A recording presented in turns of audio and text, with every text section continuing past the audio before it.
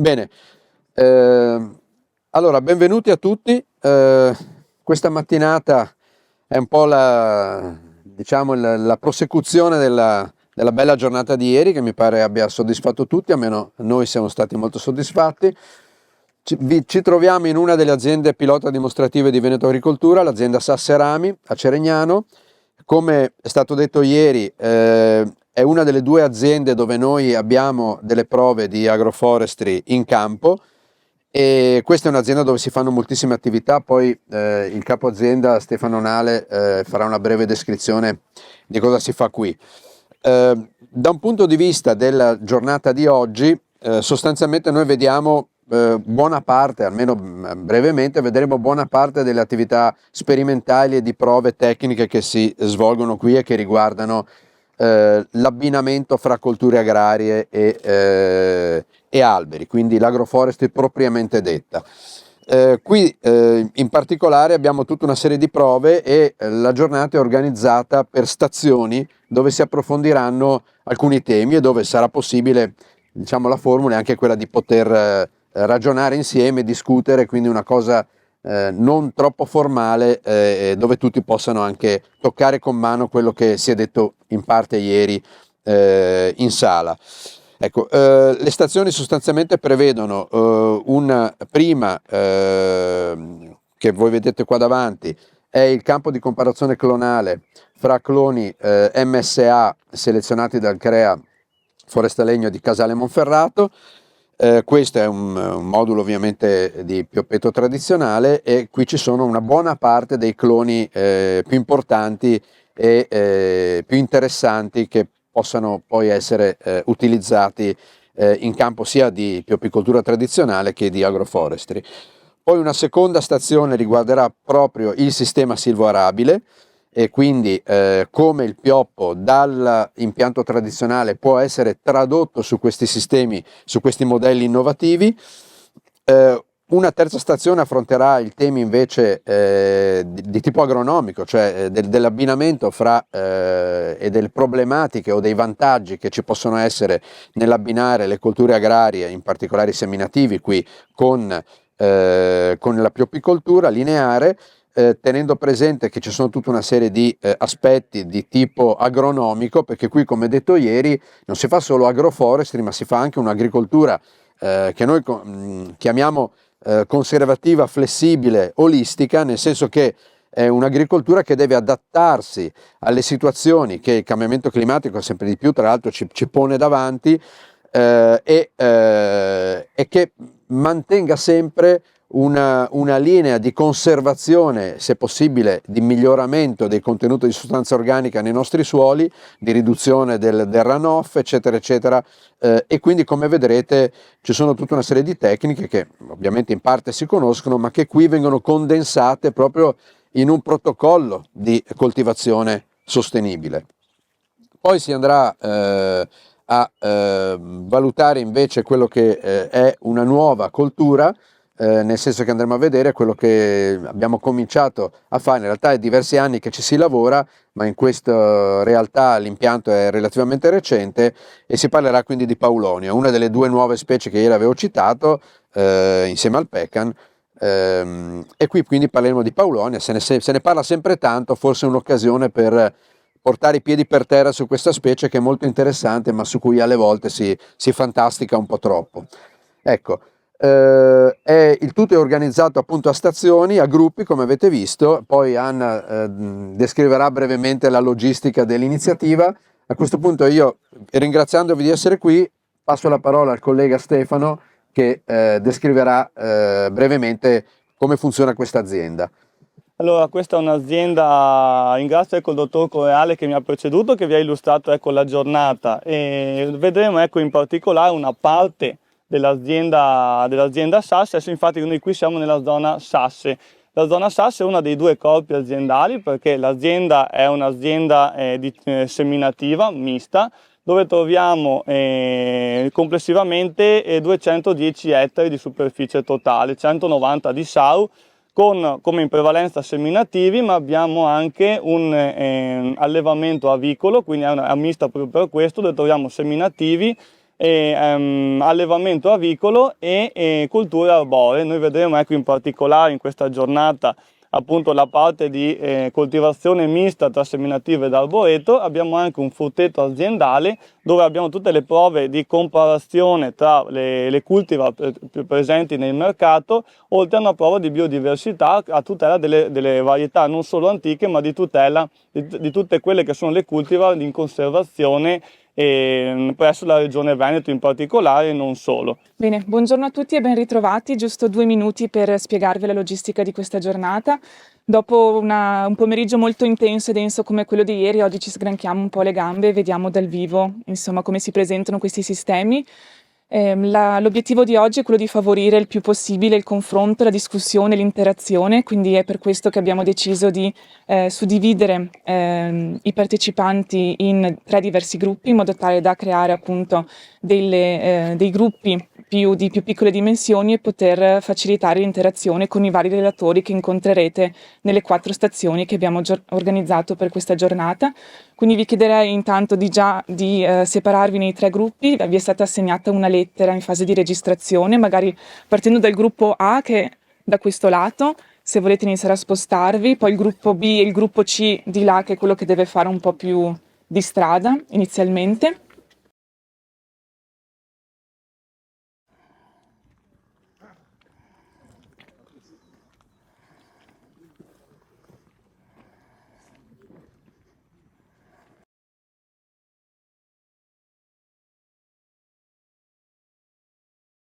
Sì, buongiorno a tutti, io sono Gianluigi Pippa, io sono un pioppicoltore qui di Rovigo, dei terreni a pioppo lungo il Po.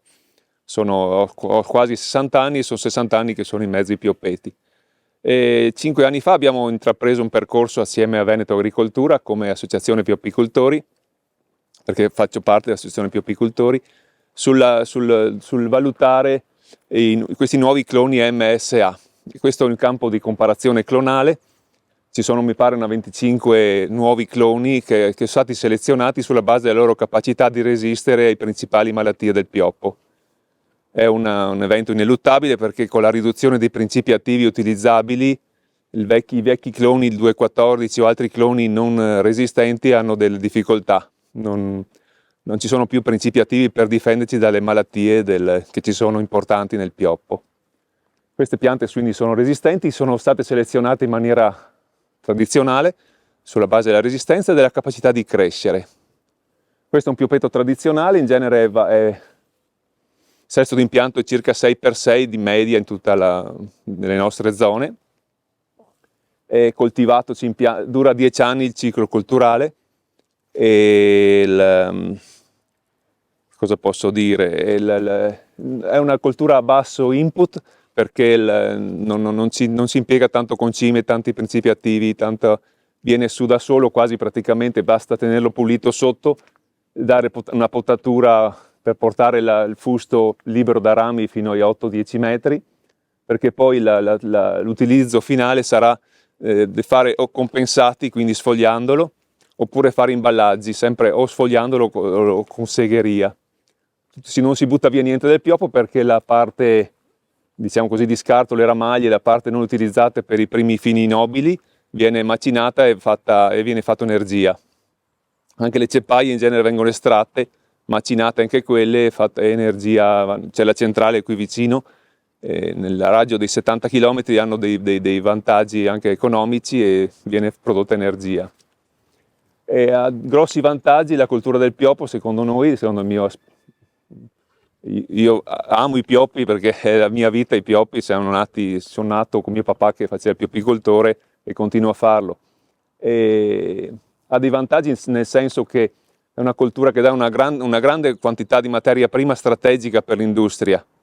In Italia l'industria italiana è molto avanti, l'industria dei pannelli italiani, consumano circa 2 milioni di tonnellate, di metri cubi di pioppo.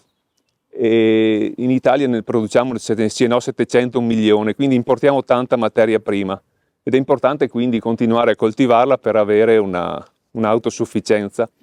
Si diceva ieri al convegno che l'agroforestazione magari può dare quel quantitativo in più di legname anche per sopperire a questo deficit. una cultura a basso impatto ambientale, per quanto non utilizziamo praticamente più principi attivi o concimazioni, e ha molti vantaggi dal punto di vista ambientale, in quanto c'è un grande accumulo di CO2 e un'emissione di ossigeno. E anche lungo i corsi d'acqua questa cultura dà un libero deflusso delle acque di piena e anche un aspetto positivo sulla fitodepurazione dagli inquinanti. Aspetti negativi neanche questa cultura, in quanto dura 10 anni il ciclo. Adesso piantiamo i pioppi, tra 10 anni non si sa il mercato come sarà, non si sa se andrà ancora di moda il pioppo. Adesso è un momento buono col fatto che c'è una grande richiesta di compensato italiano che è di buona qualità e è richiesto in giro per il mondo. Tra 10 anni noi i produttori ci auguriamo che ci sia ancora questo mercato. Il mercato ci sarà, ma c'è un mercato ciclico. Ci sono dei periodi in cui non va tanto bene, che il prezzo non è adeguato ai nostri costi di spese, e adesso è un buon momento. Adesso con l'aumento dei tassi è un problema, perché le spese che facciamo adesso tra 10 anni si sentiranno parecchio nella fase di bilancio. E aspetti negativi, poi c'è anche i cambiamenti climatici con questa riduzione della piovosità sicuramente, quindi è una pianta che richiede molta acqua, ma anche gli eventi estremi, le trombe d'aria, i venti forti ti danno grossi problemi, ed è un pensiero anche quello, insomma. Buongiorno a tutti, io sono Andrea Rizzi, sono un dottore forestale e ho frequentato i miei 5-6 anni di università qui a Padova, conseguendo appunto la laurea in scienze forestali ed ambientali. Ho fatto un esame di Stato per diventare un dottore agronomo, un dottore forestale, e qui oggi, oltre come collaboratore di Veneto di Cultura in maniera storica ormai, sono anche come ordine provinciale dei dottori agronomi forestali di Padova. E vi porto i saluti sia del presidente Nicola Rizzi dell'ordine provinciale di Padova, anche di Trevisin per quanto riguarda la federazione. Per quanto riguarda la piopicoltura, come vi dicevo, vengono definite dei numeri standard, delle densità standard, ma anche per quanto riguarda l'agroforestry, quindi si parla di 50-100 individui ettaro. Nel momento in cui dovete progettare, però, non dovete solo guardare i numeri dei bandi che vi danno delle risorse, ma dovete guardare anche la singola azienda come è sviluppata. Cosa vuol dire?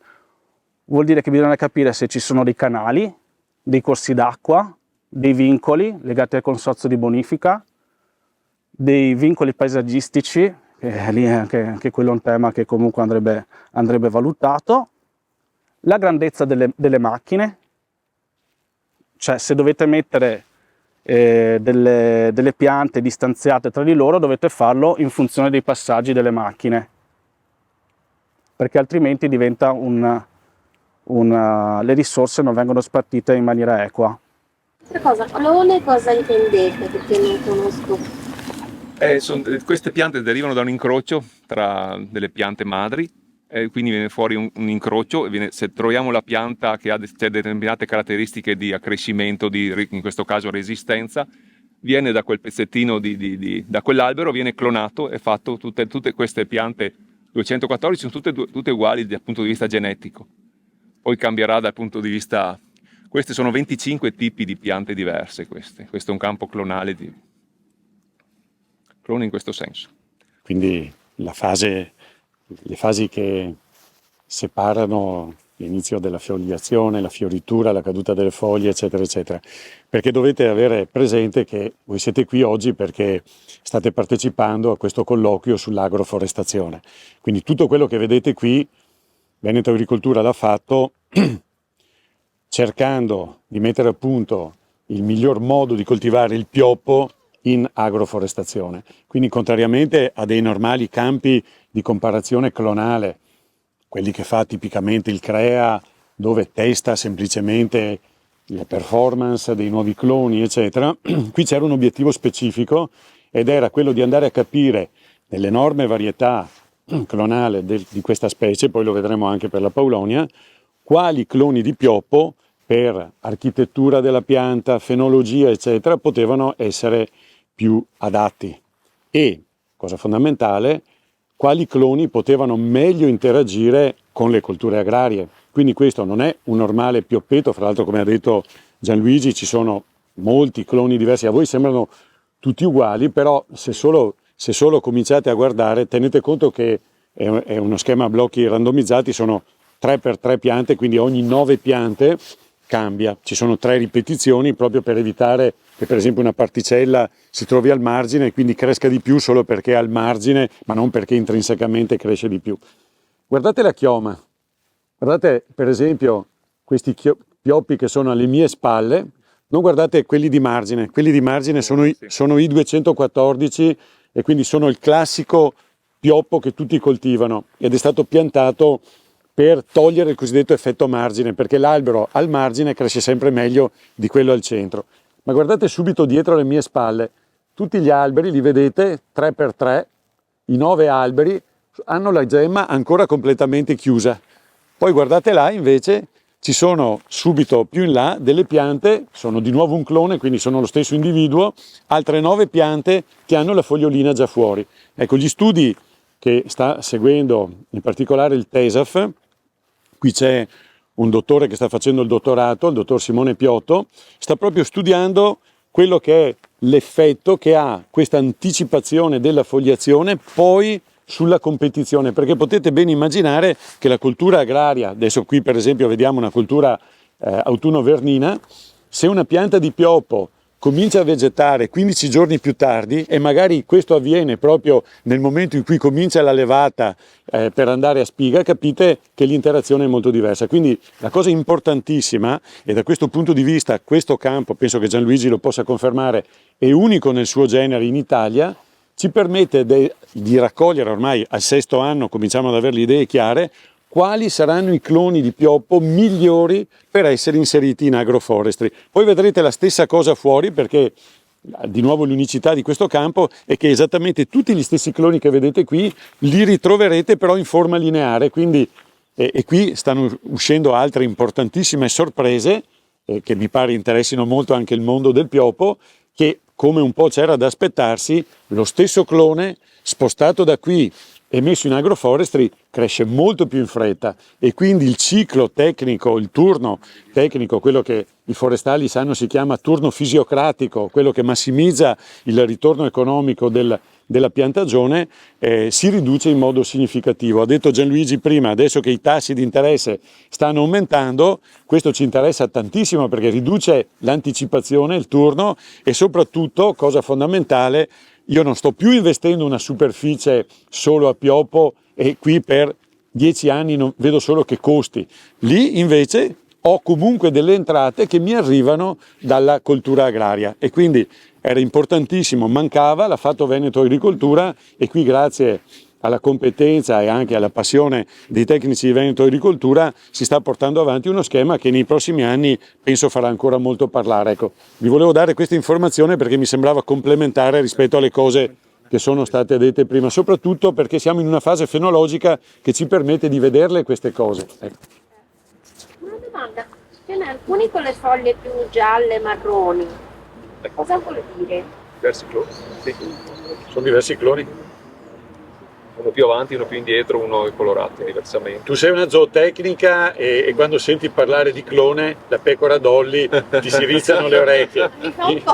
Noi invece nel settore dell'arboricoltura, allora, i forestali i cloni non li amano perché è un rischio troppo grande investire su una foresta dove hai un unico individuo, ti arriva qualcosa, muore tutto.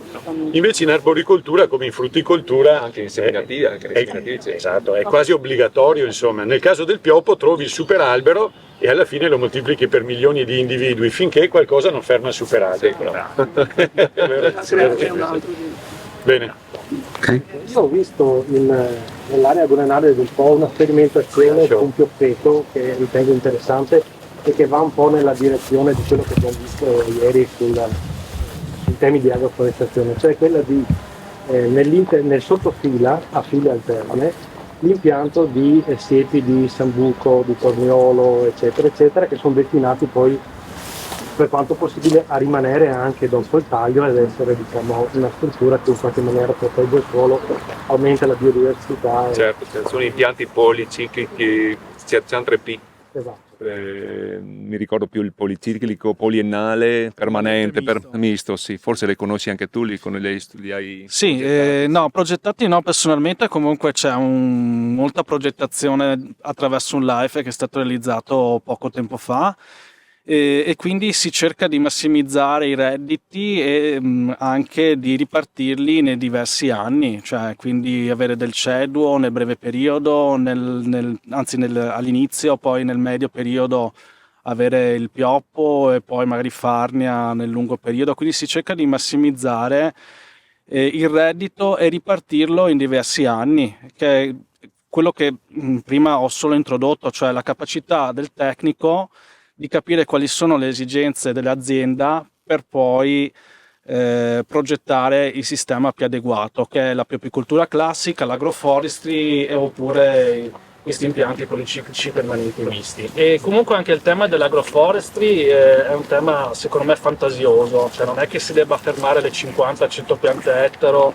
il pioppo, la farnia, cioè dopodiché diventa un po' la capacità imprenditoriale, ripeto, queste due figure, e il tecnico che abbina magari semplicemente al pioppo o alla farnia anche gli arbusti, il nocciolo, il sambuco, cioè si tratta naturalmente di utilizzare una fantasia che sia correlata alle caratteristiche dafiche, climatiche, cioè non è che posso piantare specie che mi piacciono in giardino, ecco, però di per sé la bellezza appunto della pratica sia dell'agroforestazione che della bioapicoltura è che a uno schema si può applicare una fantasia correlata sicuramente a fattori tecnici ed economici. Sì, da zootecnica, ecco, io direi che questo sistema io lo vedrei particolarmente adatto a un allevamento al pascolo di una linea vacca-vitello, quindi vacche nutrici di una razza da carne non eccessivamente selezionata, quindi una razza anche a duplice attitudine, come può essere una burlina, una rendena, col vitello al piede e naturalmente con la semina di erbaio, di prati poliennali che possano essere magari un po' più resistenti rispetto all'ombreggiamento, e questo però può essere un valore aggiunto perché ormai con le temperature dei mesi estivi e la siccità qui potremo avere erba verde anche quando magari nelle aree aperte l'erba invece secca completamente. Darebbe elevato benessere agli animali e darebbe una produzione in più per ettaro. Ecco, in un sistema del genere in pianura secondo me potrebbero starci io direi da un'uva a un'uva e mezzo con questo livello di fertilità, e restituire al suolo anche fertilità tramite le deiezioni, perché io ho dato un'occhiata, questo suolo è parecchio compattato, è parecchio scoperto, insomma io non so il pioppo che azioni ha. È l'acqua, secondo me, il problema dell'acqua che sta cambiando un po' tutte le nostre idee. Insomma, adesso qua se lasciamo crescere l'erba per il pascolo non ce n'è più né per l'erba né per i pioppi. Ci vorrebbe della pioggia, ci vorrebbe della falda superficiale. Lei pensa, guardi che l'aumento di sostanza organica legato a un pascolamento ben gestito generalmente crea anche una maggiore contenuto di acqua del suolo, poi dopo lasciamo agli agronomi la parola. No, è che non piove più purtroppo. Quello è un problema Il tema dell'agroforestry è proprio questo, no? Quindi se siamo qui a discuterne, a parlarne, è proprio questo, cercare il giusto equilibrio tra la densità degli alberi e la produzione annuale in funzione magari anche di un allevamento. Quindi di per sé siamo nel posto giusto. Il pioppeto, come dice giustamente il mio collega, dipende un po' dalla situazione in cui ci troviamo, sia dal punto di vista climatico ma anche dal punto di vista della fertilità, perché magari come dici tu, qui c'è la fertilità, però se manca l'acqua, questa praticamente è una densità che è ottimale per il pioppeto, però nel momento in cui metti anche animali puoi allargare il sesto, che comunque si sta andando anche verso quella direzione, per magari avere dei diametri maggiori in certe situazioni, ma anche là dipende non solamente da una scelta tecnica ma una scelta economica di chi te lo compra. Quindi siamo proprio nel momento giusto e nel posto giusto di progettazione. Vogliamo metterci il pascolo sotto, va benissimo, dobbiamo magari pensare di allargare i sesti d'impianto. Ecco. Una vita poi che nei miei pioppeti ho dei greggi di pecore che sotto pascolano mangio formaggi e ricotta, insomma, ecco. Quindi, Quindi ben benissimo. venga, insomma, Ecco. sì. Perché senz'altro con un suolo così compatto anche le piogge poi fanno più fatica a filtrare, no? Quindi avere anche un cotico... Perché l'erba anche quella mantiene una struttura. Esatto, nei punti dove c'è, no? Però dove è scoperto invece... Dove è scoperto magari un terreno che è più leggero, l'anno scorso con la siccità è morto tutto. Esatto, Purtroppo. anche qui è il fattore. Invece in certe zone più avanti, che il terreno magari un po' più strutturato, l'erba è rimasta in vita.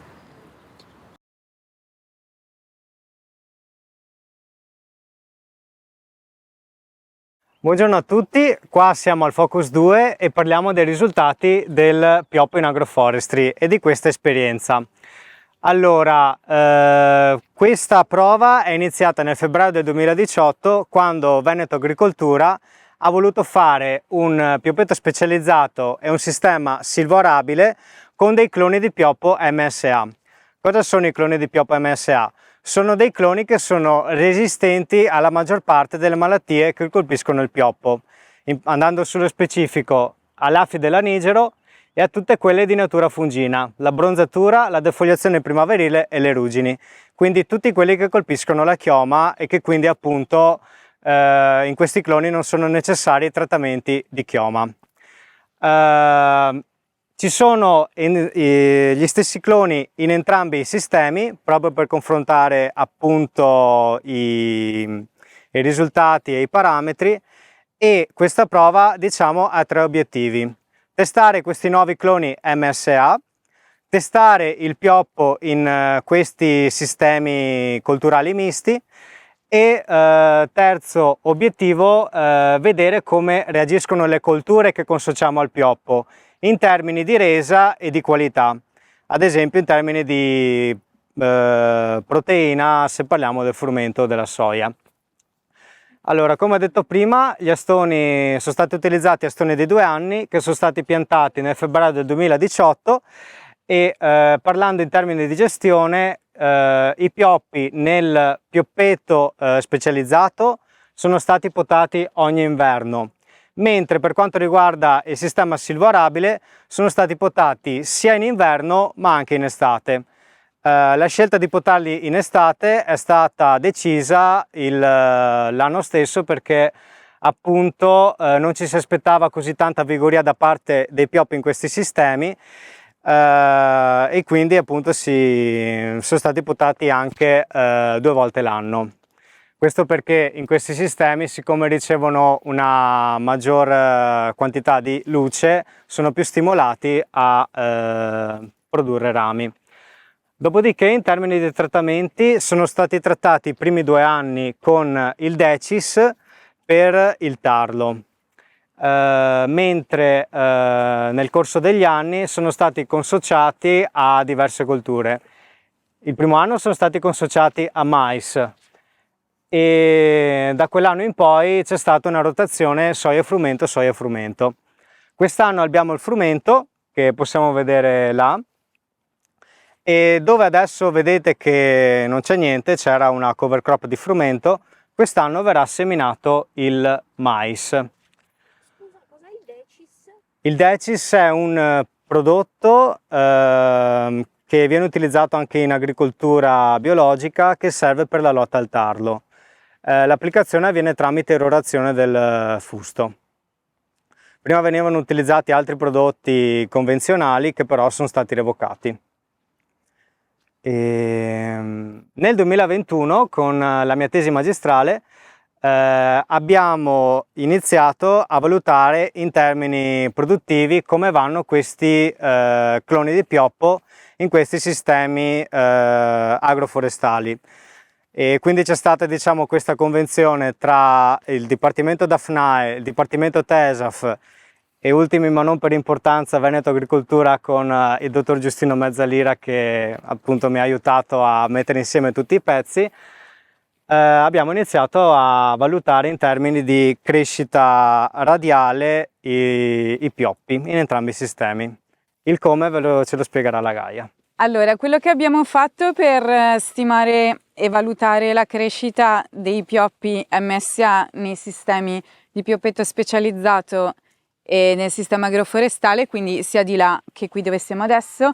Lo abbiamo fatto installando dei dendrometri, che sono questi sensori che vedete qui. Hanno un pistone appoggiato sulla corteccia. Mano a mano che la pianta cresce durante l'anno, ovviamente il pistone si sposta all'indietro e noi raccogliamo questo dato attraverso dei data logger che sono qui, che sono collegati via cavo, e lo abbiamo fatto per i cloni in replica sia nel sistema di pioppeto specializzato di là e qui.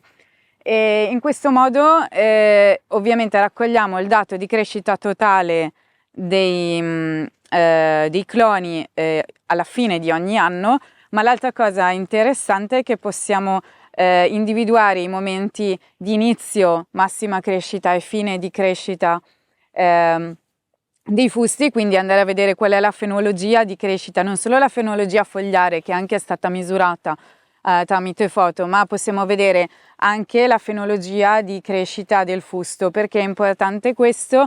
Perché ovviamente la fenologia fogliare ci dice quando vengono messe le foglie da parte di questi cloni che hanno una fogliazione o precoce o tardiva, quindi sappiamo quanta ombra faranno sul nostro crop. E per quanto riguarda la crescita del fusto, qui ovviamente siamo in un sistema agroforestale, qui il prodotto è il legno e vogliamo sapere quando anche il nostro clone ha bisogno di più energie per crescere, quindi sapere quando è il massimo di crescita del fusto è comunque importante. Ve lo faccio vedere adesso, ma poi ne parliamo dopo. Anzi no, vi dico un'altra cosa. Un altro dato importante che possiamo già avere dai dendrometri, oltre alla crescita totale e alle fasi di crescita durante la stagione del fusto, possiamo ottenere anche un dato giornaliero di allargamento e restringimento del fusto. Quindi durante la giornata, quando abbiamo evapotranspirazione, l'aria esce passando attraverso la pianta dal suolo in atmosfera. Con l'evapotranspirazione esce dal fusto e quindi il fusto tende a restringersi perché si disidrata, mentre nel pomeriggio e durante la notte non abbiamo evapotranspirazione, gli stomi sono chiusi e quindi il fusto tende a riallargarsi e reidratarsi di nuovo. Questa dinamica di restringimento e riallargamento è anche importante perché ci dà un'idea dell'utilizzo dell'acqua, un modo un po' indiretto da parte di questi cloni, e quindi possiamo fare delle comparazioni. Vi faccio vedere un altro sensore che abbiamo installato quest'anno perché, come vi ha detto Simone, questi cloni sono MSA, quindi ad alta sostenibilità, ma per quanto riguarda soprattutto i patogeni. Non sappiamo praticamente niente rispetto all'utilizzo dell'acqua di questi cloni, quindi chi è più sostenibile, chi resiste di più al deficit idrico tra loro.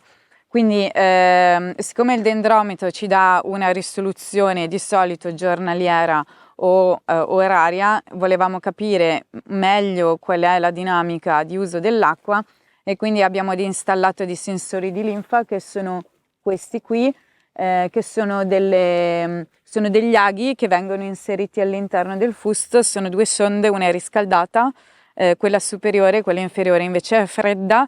La differenza di temperatura ci dice quanto veloce è la traspirazione da parte delle piante, quindi tanto più è piccola la differenza di temperatura tra le sonde, tanto più veloce è il flusso, perché il flusso raffredda la sonda superiore, tanto più è grande la differenza, tanto più è lento il flusso, tanto minore è l'evapotranspirazione. Anche su questo vogliamo fare delle comparazioni tra il sistema agroforestale e quello in pioppeto specializzato. Sicuramente ci sono delle differenze perché già abbiamo visto che nel pioppeto specializzato abbiamo un microclima comunque diverso, come potete immaginare.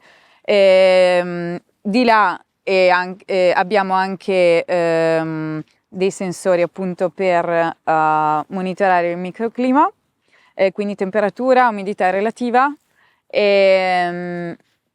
e abbiamo anche dei sensori di PAR, quindi per misurare la radiazione fotosinteticamente attiva, e anche qui sono stati installati dei transetti che ci dicono proprio qual è l'impatto della copertura arborea sul suolo di là ovviamente all'interno del pioppeto specializzato e invece di qua alle diverse distanze dal filare, e poi andare a vedere anche qual è l'impatto sulla produttività del crop, che sia frumento o insomma la specie che c'è a rotazione. E adesso torniamo di là, abbiamo anche i sensori del suolo qui a terra che ci danno l'umidità del suolo. Adesso ci spostiamo di nuovo verso il poster dove vediamo alcuni dati di dendrometri che sono stati elaborati. Bene, passando ai risultati, adesso ve li esporrò. Allora, per quanto riguarda il clone Moncalvo abbiamo 2 anni di misurazioni e abbiamo valutato appunto con i dendrometri la crescita radiale del tronco. Nel 2021 il Moncalvo in agroforestry ha avuto un incremento dell'8% in più nei sistemi agroforestali, mentre l'anno scorso del 130% in più. Questo come mai?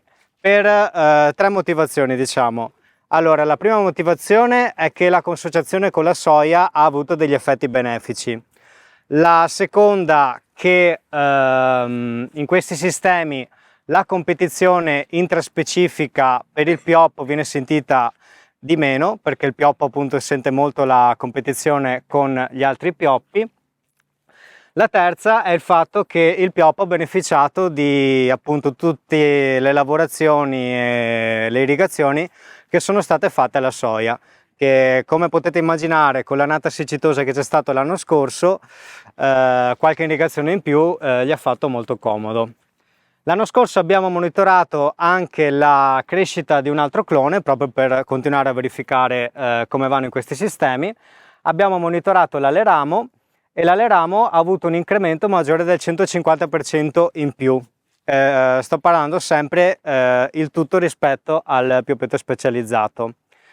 Per quanto riguarda questi grafici ho messo anche il ciclo vegetativo delle colture consociate e possiamo ben immaginare come mai le colture invernali si trovano meglio in questi sistemi, perché la maggior parte del loro ciclo vegetativo accade quando la chioma dei pioppi deve ancora svilupparsi, mentre appunto le colture estive sono un attimo più penalizzate perché appunto tutto il loro ciclo accade quando il pioppo ha già sviluppato una bella chioma. Tuttavia la soia l'anno scorso si è trovata molto bene in consociazione con il pioppo e non ci sono stati dei cali di resa come ci sono stati 2 anni fa, e questo proprio perché l'ombreggiamento del pioppo con l'annata siccitosa che c'è stata l'anno scorso ha aiutato, e ad esempio a 6 metri dal filare abbiamo avuto solo un decremento di resa del 12% rispetto a quello che abbiamo avuto 2 anni fa del circa 30%. E qua sto parlando solamente in termini proprio in prossimità del filare, mentre se parliamo già 10-12 metri dal filare la resa non cambia di molto rispetto all'interfila, al centro dell'interfila. Quindi finora stiamo monitorando il clone Aleramo, il clone Moncalvo. Quest'anno iniziamo a valutare anche il clone Tucano, questo per 2 motivazioni. La prima è che sulla carta il clone Tucano è il clone che tra gli MSA è il più produttivo. La seconda è il clone dalla fenologia più tardiva. Infatti se guardiamo in alto possiamo vedere che si trova diciamo all'incirca in piena fioritura, mentre ad esempio il clone Moncalvo che ha una fenologia media e il clone Aleramo che hanno una fenologia precoce stanno già sviluppando e mettendo le foglie. Ovviamente abbiamo valutato, anche se in maniera un po' più speditiva, anche tutti gli altri cloni che ci sono in entrambi i sistemi, e spannometricamente possiamo dirvi, e potete vederlo anche voi, che mediamente in questi sistemi il pioppo, e qui parlo in termini di diametro, cresce del 10% in più, proprio per tutti i motivi che vi ho detto anche prima. Mentre in termini di altezza vediamo che cresce un po' meno in altezza, anche qua circa del 10% in meno, proprio perché appunto non sente la competizione con gli altri pioppi e perché appunto in sistemi aperti gli alberi non tendono tanto a svilupparsi in altezza, ma pensano a stabilizzarsi un po' di più.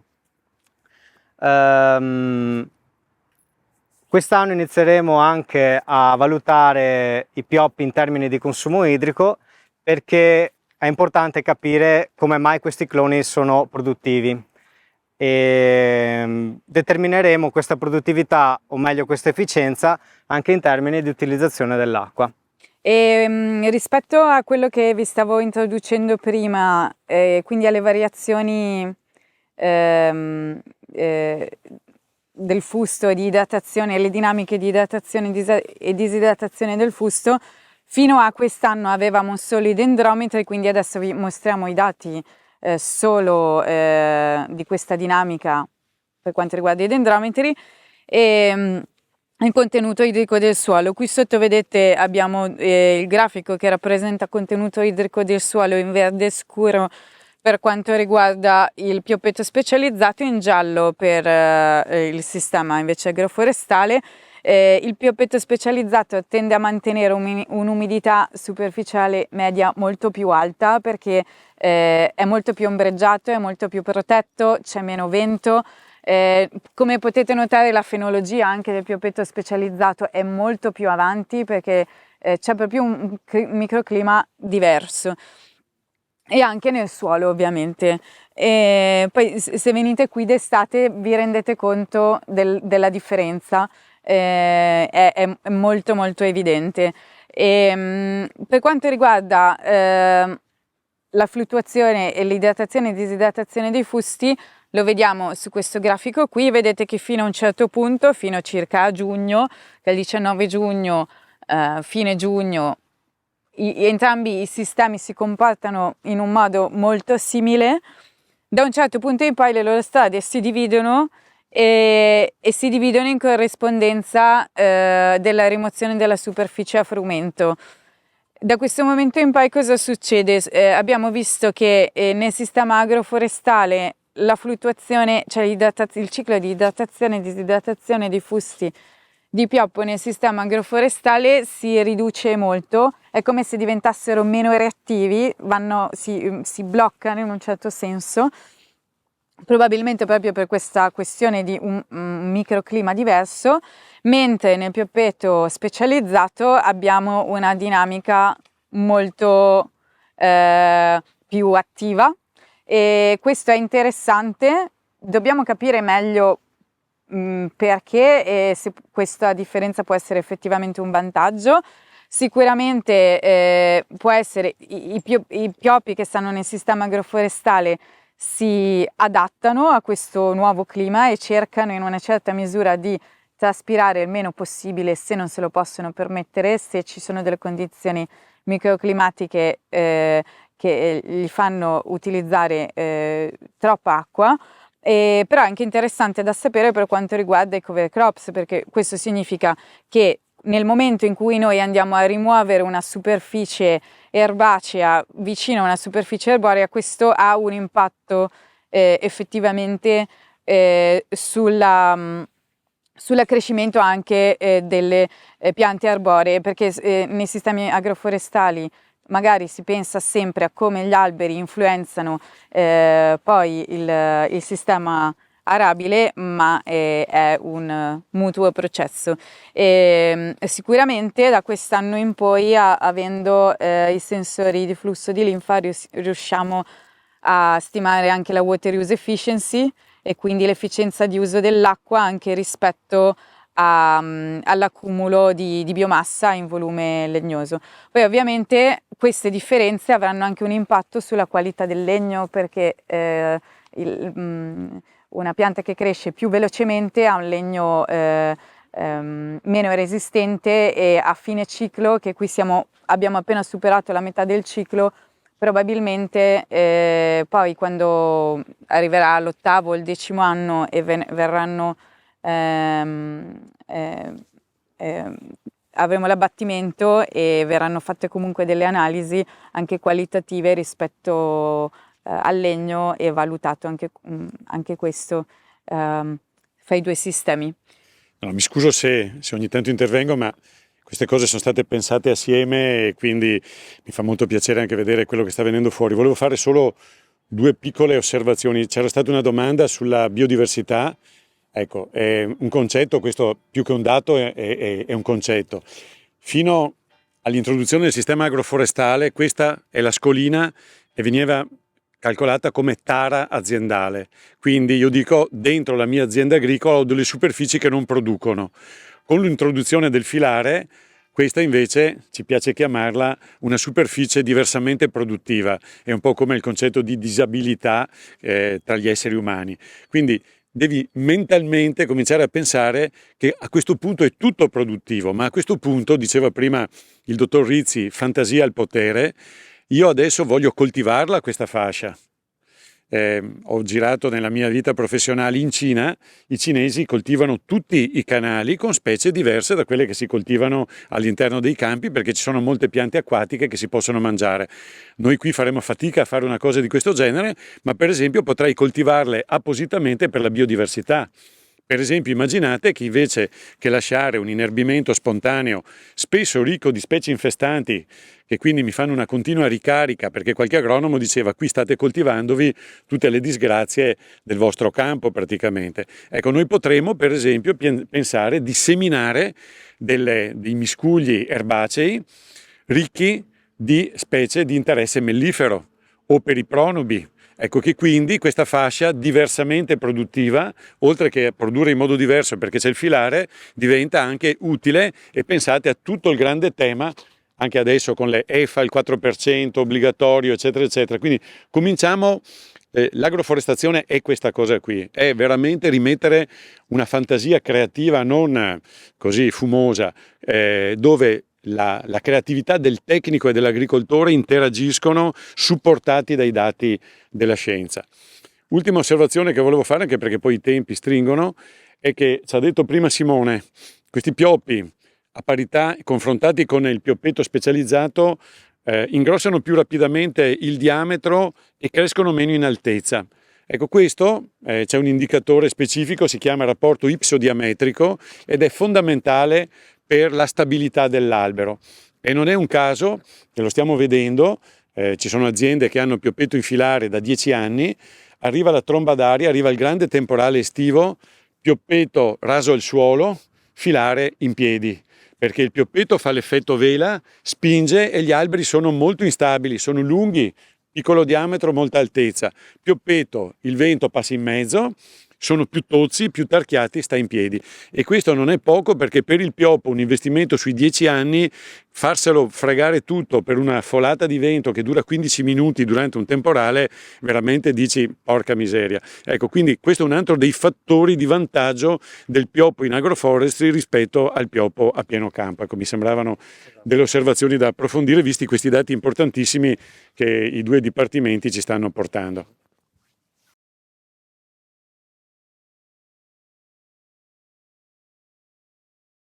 Bene, io sono Francesca Chiarini e sono un tecnico di Venetagricoltura e mi occupo di agricoltura diciamo integrata, flessibile e olistica, come abbiamo adesso coniato la nuova accezione.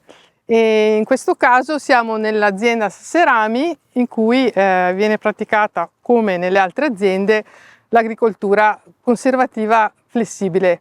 Diciamo che è una nostra evoluzione, perché la conservativa si basa su 3 principi fondamentali, che sono quella della rotazione delle colture, della copertura continuativa del suolo e della non inversione degli strati nelle lavorazioni, quindi adottare un metodo che disturbi il minimo possibile il suolo che è un'entità viva e che è ricca di microrganismi, di una serie di proprietà che va lasciato, diciamo così, lavorare in modo sinergico, cioè aiutandolo appunto a incentivare questa vita.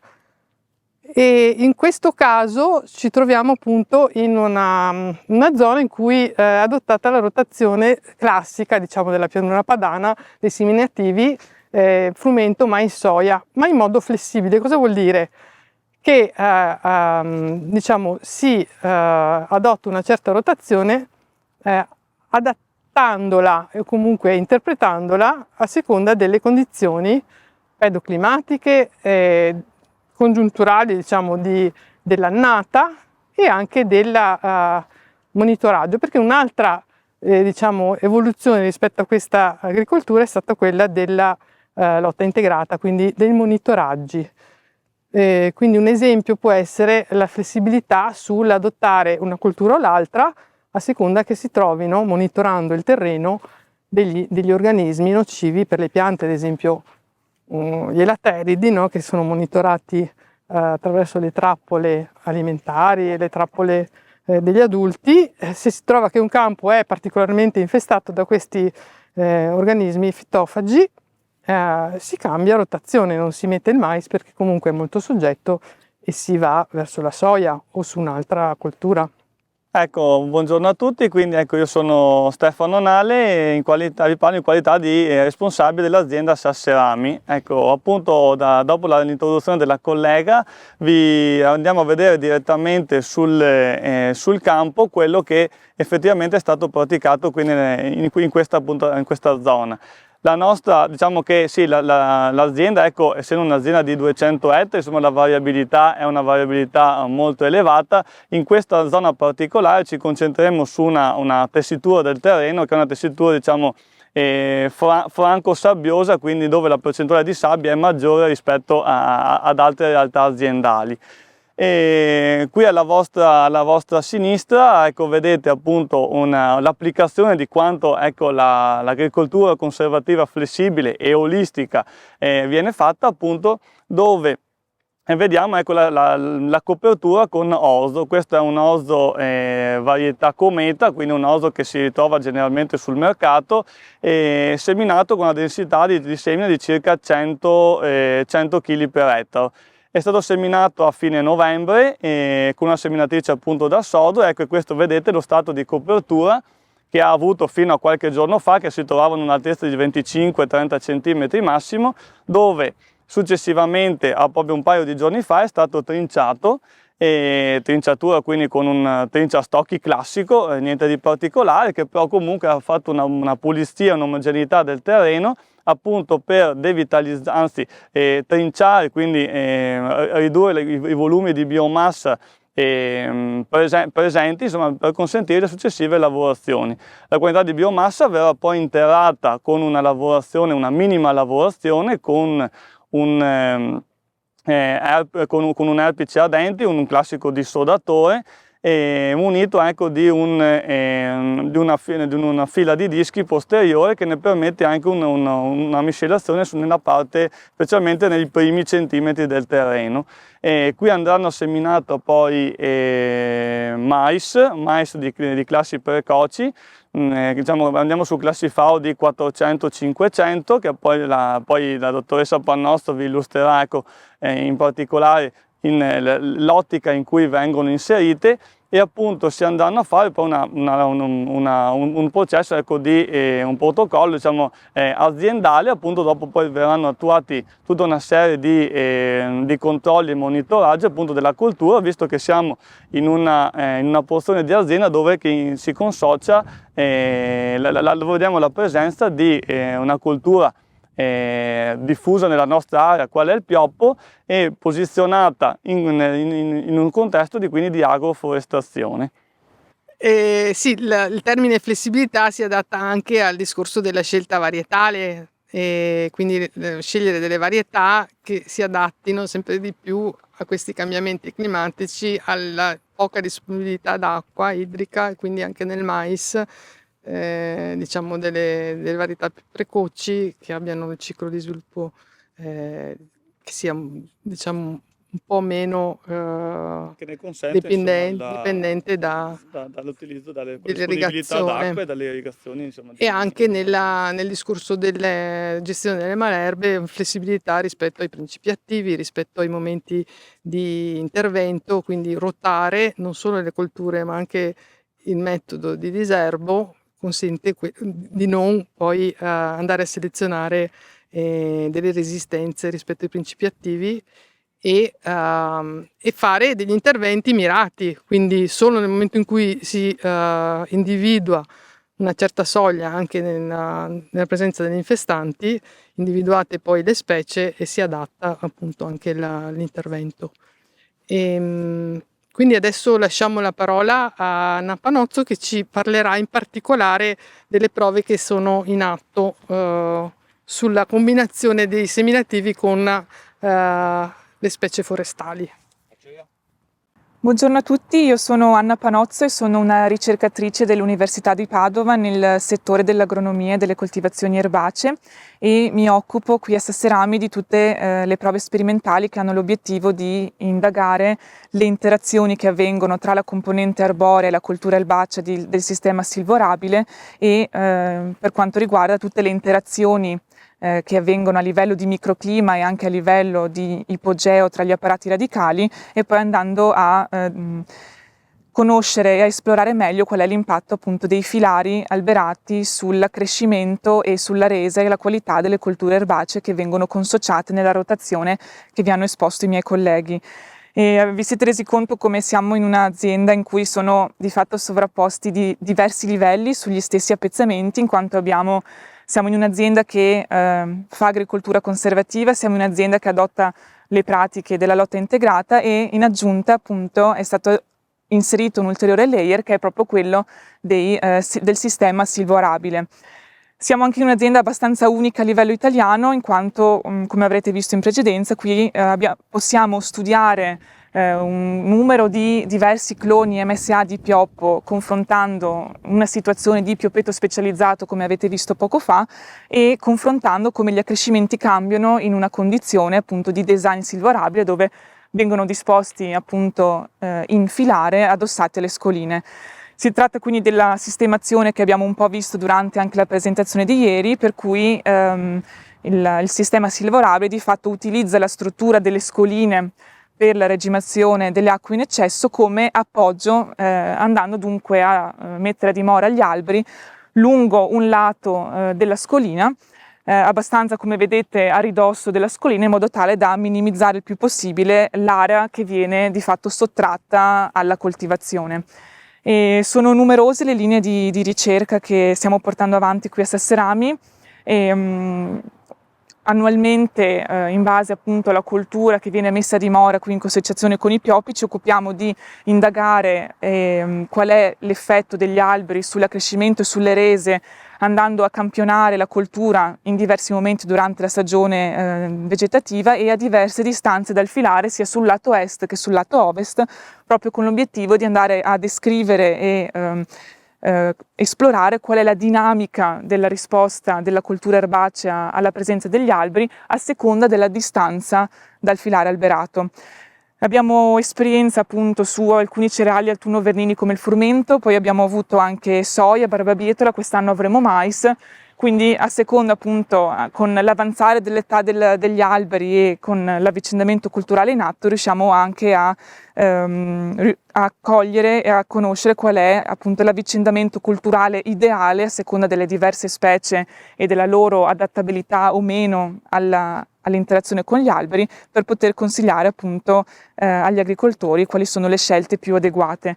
Sicuramente ci siamo resi conto che c'è una differenza innanzitutto fondamentale tra le colture a ciclo autunno-vernino e le colture a ciclo estivo e di fatto qui abbiamo di fronte a pioppi che sono ormai a più di metà del loro ciclo di sviluppo e fino a questo momento su colture a ciclo autunno-vernino come il frumento che abbiamo avuto negli anni passati qui in coltivazione non ci sono impatti negativi sulla resa e sulla qualità della coltura neanche a ridosso del filare.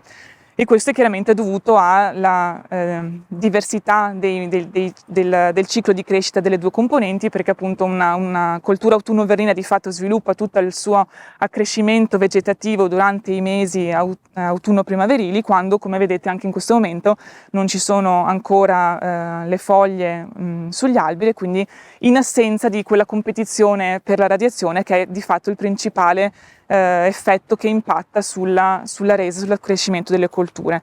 Diverso è sicuramente la situazione per quanto riguarda le colture estive, l'abbiamo visto su soia e ci aspettiamo sicuramente di vederlo anche quest'anno con mais, sviluppando interamente il loro ciclo di sviluppo in un momento dell'anno in cui le chiome degli alberi sono alla loro massima espansione e quindi competono sicuramente per la radiazione con la coltura abbiamo visto delle riduzioni di resa in prossimità del filare, quindi in realtà nei primi 5-6 metri sia al lato est che al lato ovest, a seconda dell'annata e un po' delle condizioni climatiche abbiamo visto dei cali di resa fino al 20, 25, 30% nei primi metri appunto a ridosso del filare.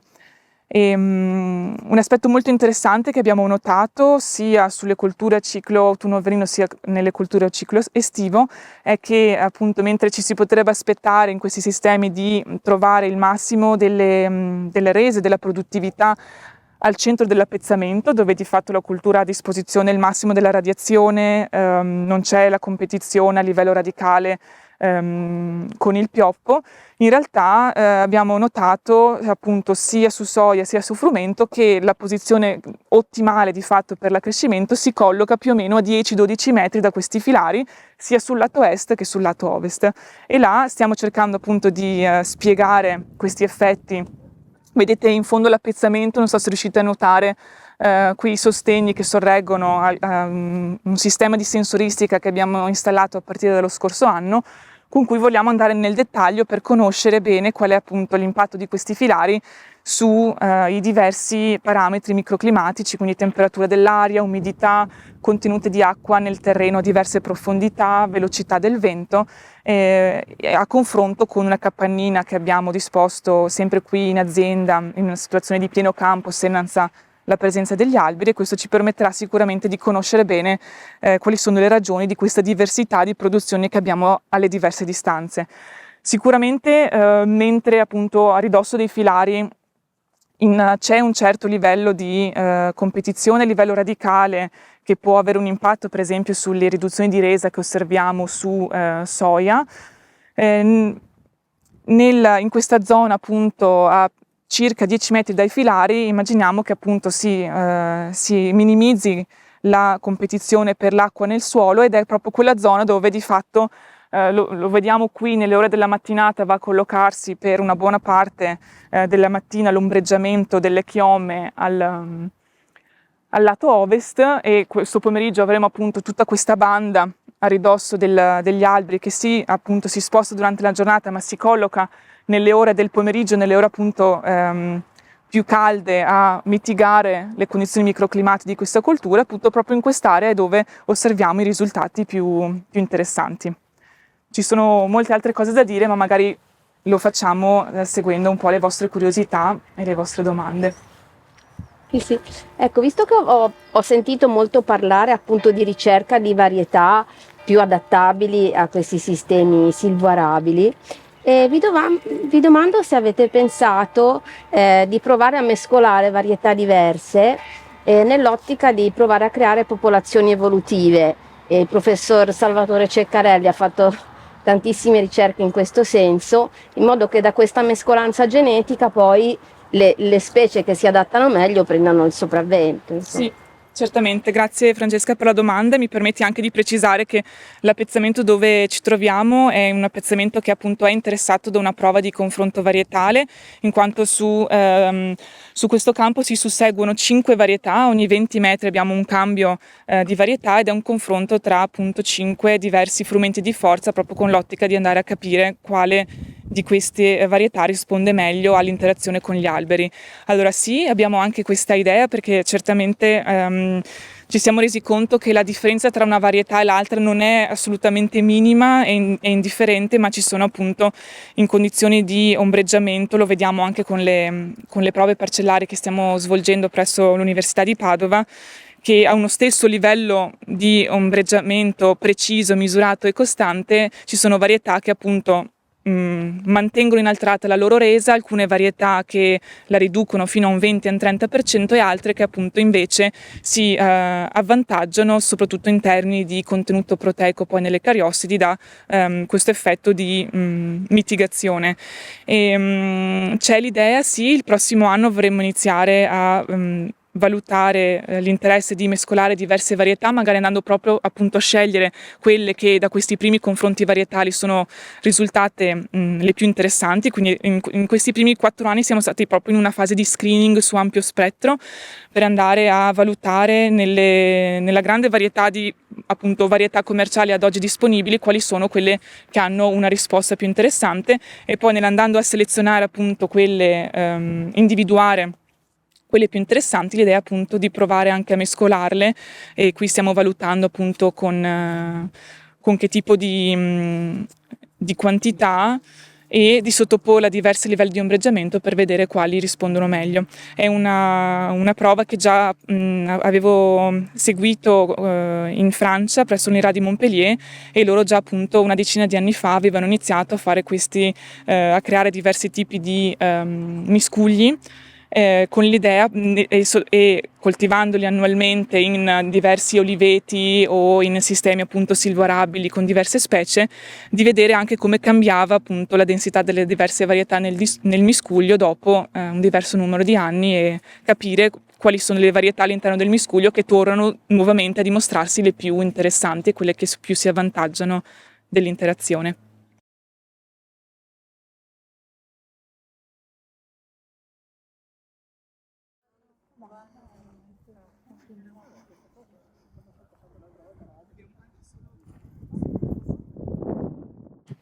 Bene, buongiorno. Siamo alla fine di questa 2 giorni di maratona sull'agroforestazione e, come sapete dal programma, questa è la 4ª tappa di oggi, e in questa tappa parliamo di Paulownia, uno degli alberi che Veneto Agricoltura ha studiato in questi anni, che hanno un potenziale per l'agroforestazione. Io sono Giustino Mezzalira, fino a pochi giorni fa ho diretto la direzione Innovazione e Sperimentazione di Veneto Agricoltura, e prima di arrivare a Veneto Agricoltura nella mia vita mi sono occupato molto di questo albero. A metà degli anni 90, quando lavoravo nel settore privato, ho fondato la prima società che in Italia si occupava di diffondere la coltivazione della Paulownia, e alcune delle cose che adesso vi dirò derivano molto quindi sia da quello che abbiamo fatto prima nel settore privato che quello che abbiamo fatto invece più recentemente nel settore pubblico. E 2 parole, io oggi sono qui con Loris Agostinetto, tecnico forestale di Veneto Agricoltura, anch'io sono un dottore forestale, quindi siamo tra forestali, diciamo che oggi parleremo con voi, e io vi farò una prima parte introduttiva di chi è la Paulownia sostanzialmente, cercando anche di sfatare alcuni miti che in questi anni si sono creati, brevemente, sarò molto sintetico, e Loris invece poi vi spiegherà cosa stiamo facendo in questo campo che fa parte di una rete di prove, ne vedete anche alle vostre spalle, ne verranno estese su questi seminativi che vedete sempre alle vostre spalle. Appezzamento che purtroppo ha avuto la sfortuna di essere interessato lo scorso anno da una tromba d'aria sostanzialmente durante un forte temporale che l'ha purtroppo preso in pieno, e quindi ci ha obbligato, di fronte siamo messi con Loris, abbiamo detto cosa facciamo? Ci proviamo, tenete conto che dove vedete mancare gli alberi erano stati sradicati, quindi sono stati abbattuti, abbiamo dovuto raddrizzarli, ripiantarli, riceduarli, e vedremo un po' come va a finire. Comunque, nonostante questo, siamo nell'unico campo che noi conosciamo essere presente in Europa di comparazione clonale analogo a quello che avete visto sul pioppo. Quindi nel suo piccolo abbiamo detto, anche se povero sfigato ci fa pena guardarlo, però lo teniamo in piedi perché i dati che stanno arrivando da qui sono comunque dei dati molto molto importanti. Allora, la Paulownia. Quando diciamo la Paulownia è un po' come quando diciamo il pioppo. In realtà in natura esistono le Paulownie, c'è un genere che ha una decina di specie, sono sostanzialmente degli alberi cinesi.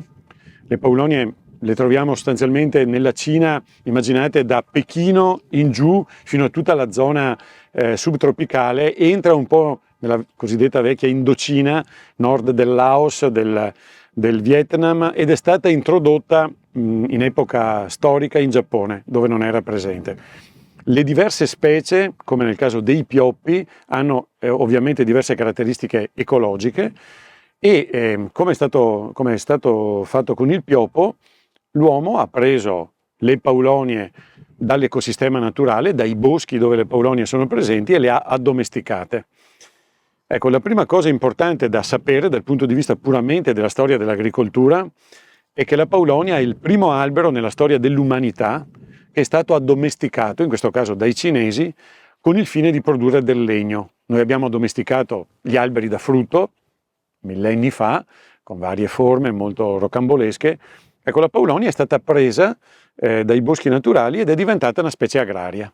Ci sono documenti dell'undicesimo secolo a.C., sapete che la civiltà cinese è una delle più antiche, si parla di 5.000 anni contro la nostra che grosso modo, se vogliamo mettere la fondazione di Roma a 2.700 anni, ecco la civiltà cinese e anche la civiltà agricola cinese è molto molto antica ed è ricchissima di specie fra l'altro e di selezioni che poi sono arrivate da noi. Quindi albero cinese addomesticato da millenni, tant'è che ancora in quell'epoca appunto si parlava che la paulonia era un organismo fondamentale se tu volevi mantenere la tua azienda agricola.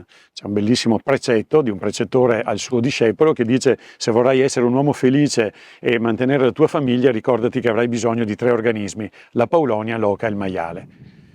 E questi 3 organismi interagiscono perché nella cultura cinese la paulonia è, dov'è Francesca? Prima di tutto una pianta da foraggio. Ecco. È interessantissimo vedere come nella cultura tradizionale cinese si usa il fiore e soprattutto la foglia per l'alimentazione. È ricchissima di proteina, una specie che ha un tenore di proteina sulla foglia vicino a quella dell'erba medica, ecco, però a noi non interessa questo. Quindi pianta addomesticata da lunghissimo tempo, restata in Cina per tutto il suo periodo, finché sostanzialmente solo dopo quell'apertura che è avvenuta negli anni 60-70, dove la Cina si è riaperta all'Occidente, la paulonia è uscita dalla Cina. In realtà era uscita prima solo come albero ornamentale, perché una delle caratteristiche della paulonia è che è un albero che fa dei fiori bellissimi. E allora noi europei l'abbiamo vista arrivare alla fine del Settecento, chiamata come l'albero della principessa, e piantata in tutti i giardini vittoriani d'Europa. L'epoca vittoriana è stata un'epoca di straordinaria fioritura dell'interesse per la paulonia come albero ornamentale. Tant'è che tanti di noi conoscono la paulonia come l'albero del cortile di casa, del vecchio parco storico e così via. Arrivando a noi, con l'apertura degli anni 70, inizia una collaborazione scientifica, in particolare c'è Loris, scusami, ti chiedo un favore, mi prendi il mio zainetto che ho portato via qualche pubblicazione?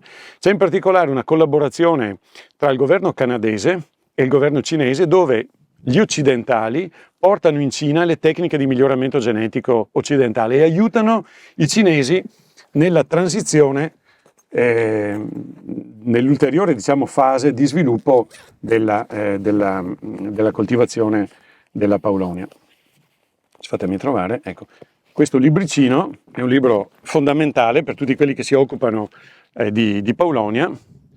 Paulovnia in China, lo scaricate da internet, quindi se vi interessa, ed è attualissimo perché sostanzialmente racconta come nel sistema cinese la paulonia viene coltivata. Nulla di quello che noi abbiamo messo a punto qui in Europa e in giro per il mondo è diverso da quello che è partito dall'interazione tra canadesi e cinesi.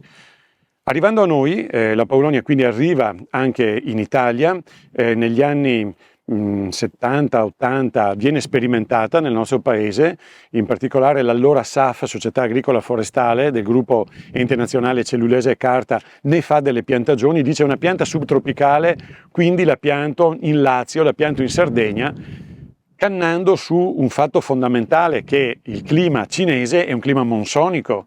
Da aprile a ottobre c'è il picco delle piogge e noi l'abbiamo piantata in clima mediterraneo, dove da aprile a ottobre proprio non piove. Ecco. E quindi i primi risultati in Italia dicono non funziona e la si abbandona.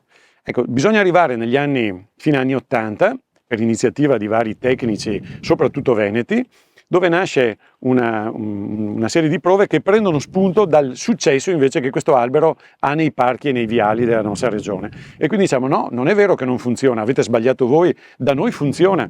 E quindi prendiamo la tecnica cinese, siamo alla fine degli anni '80, nasce l'Associazione Italiana Paulovnia, di lì a poco nascono anche alcune società private e cominciamo a piantarla secondo la tecnica cinese, utilizzando però nella prima fase i materiali selvatici, quindi delle specie di Paulonia piantiamo Paulovnia tomentosa, la pianta che era arrivata da noi per scopi ornamentali. Dà dei buoni risultati in termini di produzione, però è veramente indietro in modo molto significativo rispetto alle capacità produttive e bisogna arrivare ad oggi, diciamo l'ultimo decennio, per vedere arrivare in Europa e in Italia i cloni di Paulonia, quindi quel frutto dell'interazione tra Occidente e Oriente che già in Cina aveva preso piede completamente. I cinesi si sono poi rapidamente affrancati, oggi sono assolutamente i leader al mondo nella selezione genetica, loro hanno le risorse genetiche, hanno tutta la biodiversità della Paulonia, ce l'hanno loro e quindi è chiaro che hanno le condizioni ottimali per poterle ibridare. E quindi arriva una prima ondata di piantagioni, anni 2000 con il 2080, dove nel Veneto in particolare si fanno circa 1000 piccoli impianti di Paulonia, poi viene meno il sostegno del 2080, tutto si ferma, le prove però vanno avanti e oggi abbiamo già visto finire 2 cicli di coltivazione della Paulonia, si coltiva con cicli che possono andare nei sistemi più spinti 5-6 anni ai sistemi più tradizionali 10-15 anni e abbiamo quindi acquisito tutta la competenza per dire sappiamo come coltivarla e sappiamo anche cosa si potrebbe fare del suo legno. Qui però va sottolineato che rispetto ai tempi che vi ho mostrato, quindi tempi dove sono già passati decenni, se voi guardate in giro per il territorio la Paulonia oggi non la vedete come il pioppo. Perché? La prima cosa deriva da un fattore culturale. La Paulonia a noi non interessa come pianta da foraggio, interessa come pianta da legno e se voi prendete in mano un pezzo di legno di Paulonia, magari ve lo passate, così fate un'esperienza sensoriale, la prima cosa che ti salta in mente di questo legno è che è straordinariamente leggero. E il legno di queste Paulonie ha umidità normale, 16-18% di umidità, pesa intorno a 270-280 kg per metro cubo. Pesa molto meno del pioppo, che pesa molto meno di tutte le altre specie che noi siamo abituati a coltivare, a utilizzare. Ecco, noi occidentali, in particolare noi italiani, siamo culturalmente legati al concetto di qualità uguale peso. Pensate agli alberi delle camere da letto, dei soggiorni dei vostri genitori. Noce, castagno, quercia, ciliegio selvatico, tutta roba che fa 650, 700, 800 kg al metro cubo, quindi stiamo parlando di un qualcosa che pesa da 2 a 3 volte di più. Quindi culturalmente noi abbiamo detto no, sto legno non vale niente perché è leggero, ma ci siamo dimenticati tutte le altre cose di questo legno. Questo è un legno stabilissimo, è un legno che non si tarla né da vivo, non c'è nessun parassita, avete sentito tutti i problemi del pioppo. La Paulonia non ha nessun problema di parassiti che lo possono attaccare né da vivo né da morto. È talmente stabile nella sua struttura tridimensionale che lo si può tornire, come vedete, in questa tazzina. Questo è un ramo, non si butta via niente, la Paulonia è come il maiale. Questo è un ramo che è stato tornito e poi è stato laccato con la tecnica della cera lacca e decorato a mano.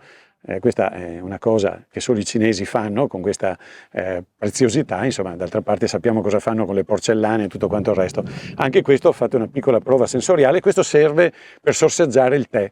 Non c'è nessun altro legno dei nostri dove voi potreste mettere una sostanza molto calda, quasi bollente, dentro, che con la deformazione termica non faccia spaccare letteralmente il legno. Ecco, quindi diciamo che questa pianta, che ha fatto tutto questo percorso nella storia dell'umanità, che è arrivata da noi, ha trovato un gap culturale, non ne conosciamo il legno ed è stata in un certo senso guardata con sospetto fino a questo momento. Ma adesso le cose stanno cambiando, qui dobbiamo ringraziare il signor Ikea, il quale ha invaso il mondo con i suoi negozi. Sapete che Ikea è svedese, ma forse non tutti sanno che circa l'80% dei mobili che voi vedete nei negozi di Ikea vengono dalla Cina sostanzialmente. E tanta parte di quei mobili, voi non lo sapete, ma sono di Paulonia. Se andate a catene tipo Maison Dumont, trovate scritto Bois de Paulonia, legno di Paulonia, e in altri posti non ve lo dicono semplicemente, ma è legno di Paulonia. Quindi l'idea, e voi che siete giovani, che non avete la mentalità dei vostri genitori, che la tavola della taverna bisognava essere in 4 amici per poterla spostare, se no non era una buona tavola, ecco, voi che siete invece della generazione Ikea, voi sicuramente apprezzereste il legno di Paulonia, una libreria, una cucina componibile, un elemento d'arredo, un oggetto della vostra casa fatto di legno di Paulonia. Quindi questo gap si è direi già chiuso, e adesso quindi ci sono molte società che hanno cominciato a proporre la coltivazione della Paulonia. E arrivo in fondo al mio discorso introduttivo, dopo passo la parola a Loris. Il problema però è che, siccome anche il mondo della ricerca scientifica finora ha di fatto sottovalutato questo albero, noi non abbiamo ricerca sulla coltivazione dei diversi cloni di Paulonia in Italia. Se vi dico che questa è l'unica particella in cui si stanno testando i cloni, capite che ci cascano le braccia, perché per quale motivo le istituzioni di ricerca prima di noi di Veneto Agricoltura non ha pensato di fare questa cosa qui? Ecco.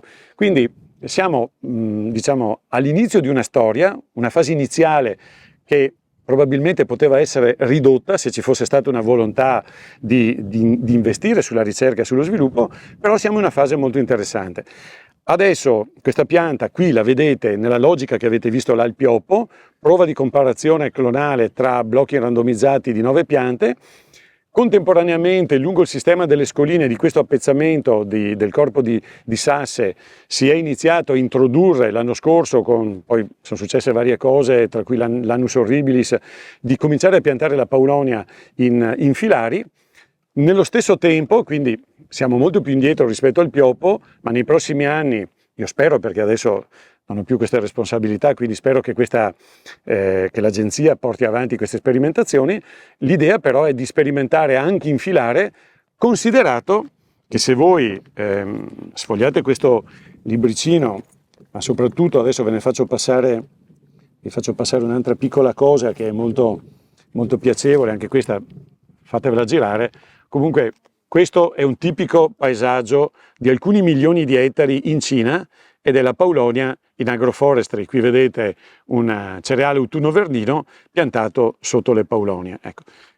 Sfogliatelo perché vedete come la fantasia cinese ha inserito la Paulonia in qualsiasi tipo di contesto agroforestale, sempre, perché la Paulonia è sempre... di Paulonia non si fanno piantagioni in Cina, non si fanno boschi, si usa sempre la Paulonia in diversissimi sistemi agroforestali che nei secoli si sono evoluti in quel grandissimo paese. Ecco. Ultima annotazione di tipo ecologico, poi farete voi delle domande delle tante cose che non ho detto. La Paulonia è particolarmente adatta a essere consociata in agroforestazione perché ha una fogliazione tardiva, ha comunque una chioma che ha un'architettura delle foglie che è molto sparsa, ha un indice di ombreggiamento molto più basso di quello del pioppo, quindi quell'ombra benefica di cui avete parlato di là con Anna, nel caso della Paulonia è ancora di più, cioè è una pianta che fa passare aria, che fa passare luce e quindi opprime meno le colture con cui la metti insieme. Ha un apparato radicale molto profondo, non è veramente fittonante, ma le radici principali, se non trovano una falda freatica superficiale, si approfondiscono. Qui il problema è che siamo in bassa pianura, il livello è comandato dai fossi della bonifica, abbiamo, se va bene, 1,50 m di franco e quindi la Paulonia mantiene le proprie radici in superficie. Ma la Paulonia è molto adatta invece a terreni diversi da quelli in cui sta bene il pioppo. La Paulonia piace un terreno molto sciolto, ghiaioso, basta che abbia le due cose di cui ha fame. Nutrienti, azoto in primis, e acqua. È una pianta che viene da climi monsonici. Ecco, con l'acqua ha un rapporto un po' schizofrenico, ne vuole tanta ma non vuole che ristagni, ed ecco che vanno molto bene i terreni irrigui dell'alta pianura su matrici grossolane. Le alluvioni recenti dell'alta pianura sopra la fascia delle risorgive sono veramente le condizioni ideali se hai l'irrigazione da dargli, anche nelle forme più tradizionali di tipo irriguo. Ecco, questo è un rapidissimo, sinteticissimo excursus sulla Paulonia, sulle quali ovviamente ci sarebbe da dire tantissime cose. Adesso lascerei a Loris illustrare che cos'è questa prova, come è stata impostata, con chi abbiamo collaborato. Allora, questo qua è un campo di comparazione fra cloni diversi di Paulownia. È formato da delle parcelle formate ciascuna da 9 piante, un 3x3. La parcella di 9 piante viene ripetuta 3 volte, un blocco randomizzato quindi, e il totale sono 6 cloni diversi. Un clone è commerciale, è il Phoenix One, prodotto principalmente in inizio in Germania e poi commercializzato anche da noi. Poi c'è un Z07 che è un altro clone che ci ha dato un fornitore ma che abbiamo provato, l'abbiamo messo un anno dopo, che è quello che vedete più piccolo e che vediamo anche un accrescimento minore.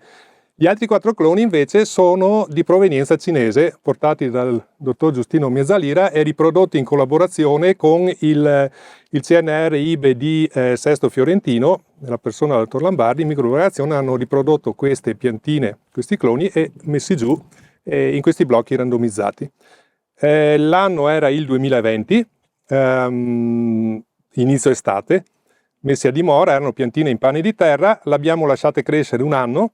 Avranno raggiunto, a seconda del clone, erano abbastanza omogenei, 1,5 metri d'altezza, 2 metri, e l'anno successivo, in riposo vegetativo, quindi in marzo, abbiamo fatto la riceppatura, tagliati la base, e da lì è partito quello che vedete, una stona in pratica, no? Va su 4-5 metri, e quindi abbiamo avuto la stagione vegetativa 2020, ma poi in realtà stagione vegetativa 2021 dalla partenza del pollone, stagione vegetativa 2022, e questa sarebbe la terza, la prossima. Quindi questi hanno la cresta di 2 anni. La cresta di 2 anni nei quali abbiamo fatto le misurazioni, ogni anno misuriamo diametro e altezza in modo da avere un archivio, e nella stagione vegetativa in quest'inverno scorso, tardo autunno, abbiamo fatto la prima potatura, che consiste in 2 cose. Prima avevamo in ogni ramo che si era formato, si forma come un ramo erbaceo, per ogni foglia, sull'ascella alla foglia si forma come un ramo erbaceo, chiamiamole femminelle, va tolta quella, possibilmente ancora quando è erbacea, l'abbiamo tolte, e poi sono rimasti altri rami che più tardi a riposo vegetativo abbiamo tagliato. Ne abbiamo tagliato una parte in modo da non spogliare troppo la pianta, ma nello stesso tempo togliere delle parti perché altrimenti sono troppi rami e anche troppo grossi. Alcune cime erano biforcate e, come vedete qui, poco più di un mese fa abbiamo tolto una delle 2 cime. Anzi, lo abbiamo fatto l'anno scorso sto lavoro. Qual è poi stata la cosa, un po' la sorpresa? Che i rami che stanno sotto, a differenza delle specie nostre autoctone che un po' si deprimono e va meglio, si ha più forza la dominanza apicale, qui è successo che i rami sotto sono partiti e hanno superato la cima. Quindi siamo dovuti intervenire 15 giorni fa, abbiamo tolto i rami più grossi, perché altrimenti si crea appunto un cerchio troppo grosso, difficile da rimarginare, e abbiamo depresso, tagliandoli a metà, gli altri rami, quelli che entravano in competizione con la cima. E il risultato è questo qua.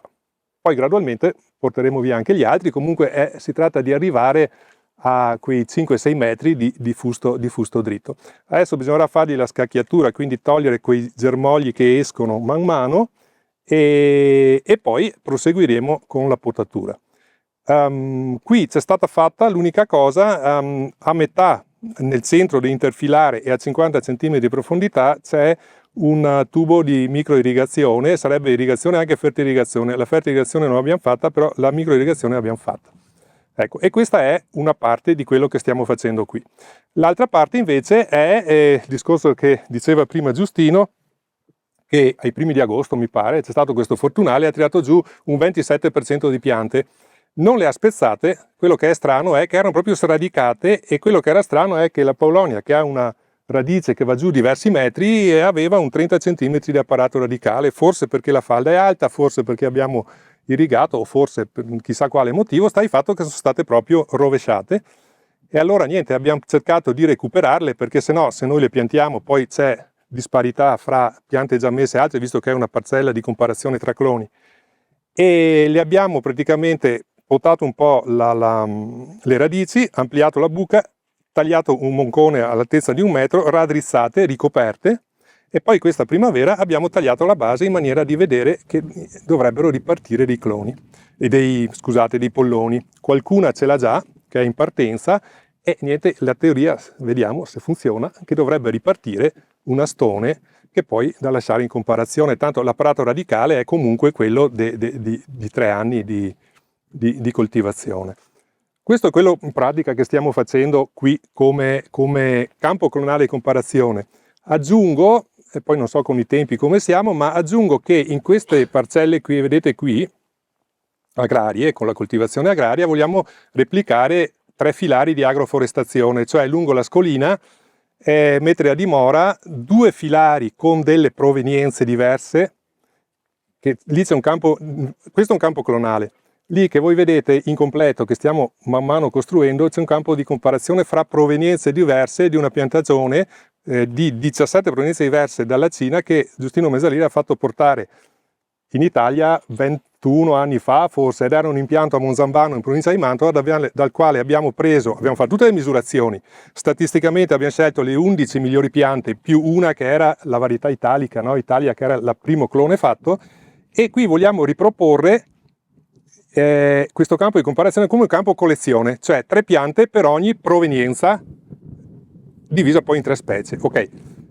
Questa è quella piantagione che vedete lì. Nei filari faremo un filare con questi cloni qua, cioè 7 piante di un clone, 7 piante di un clone che seguono la lunghezza. Negli altri 2 filari invece la stessa cosa, però con quelle provenienze là. L'avevamo messo giù 2 anni fa, e siccità da un lato, e lo dico, ma le lepri che in questa piantagione qui non avevamo messo gli shelter, non hanno toccato una pianta ed avevano le stesse dimensioni, che sia perché era più secco, chissà per quale motivo, hanno fatto strage. Quindi abbiamo dovuto ripiantarle, ma ormai era compromessa. Allora l'anno scorso siamo riusciti a fare mezzo filare di provenienze, e quest'anno, adesso i primi di maggio, l'ideale è metterlo giù non prima di primi maggio, perché teme le gelate tardive, e faremo l'altra metà di provenienza, un altro finale con le provenienze e il terzo filare con questi cloni qua. E poi vedremo come di là un po' la comparazione, o comunque come reagisce la Paulonia in agroforestazione da un lato e la coltura agraria in agroforestazione con la Paulonia dall'altro.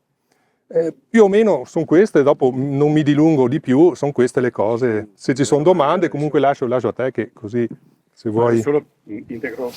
Aspetta che prendo il microfono. Ah sì, aspetta. Allora. Qui? No, ma puoi tenerlo qui. Integro solo un passaggio che è importantissimo che ha detto Loris. Ha detto: hanno perso la cima, anzi sono biforcate. Ecco, tutte le Paulonie perdono la gemma apicale ogni anno, cioè non sono, come si dice tecnicamente, monopodiali, cioè sull'allungamento del ramo si forma la gemma apicale che prosegue, sono simpodiali. La gemma apicale di solito si evolve in una infiorescenza, e sono 2 gemme sotto questa infiorescenza che ripartono. Paulovnia tomentosa questo ce l'ha come un carattere negativo estremo. Paulovnia elongata e Paulovnia fortunei, che sono quelle da cui principalmente sono stati gli ibridi, invece, lo dice una elongata, hanno la caratteristica che delle 2 gemme di solito una abortisce e l'altra si raddrizza e prosegue l'allungamento.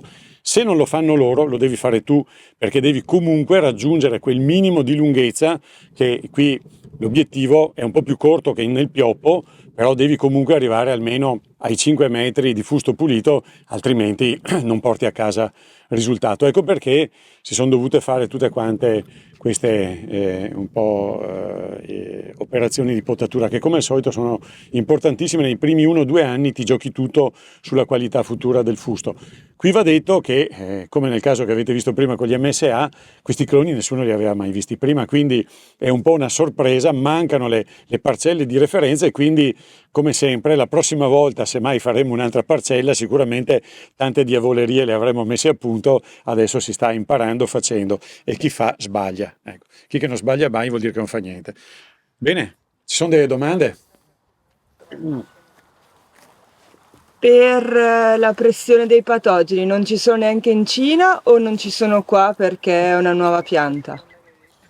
Ottima domanda. Allora, in Cina, ovviamente, essendo una specie che si è evoluta lì, non può non avere dei suoi parassiti. Il problema più grosso per l'arboricoltura cinese è dato da un micoplasma che produce uno scopazzo, viene chiamato witch's broom, la scopa delle streghe. come gli scopazi del melo per esempio, eccetera, che impedisce completamente l'accrescimento della pianta.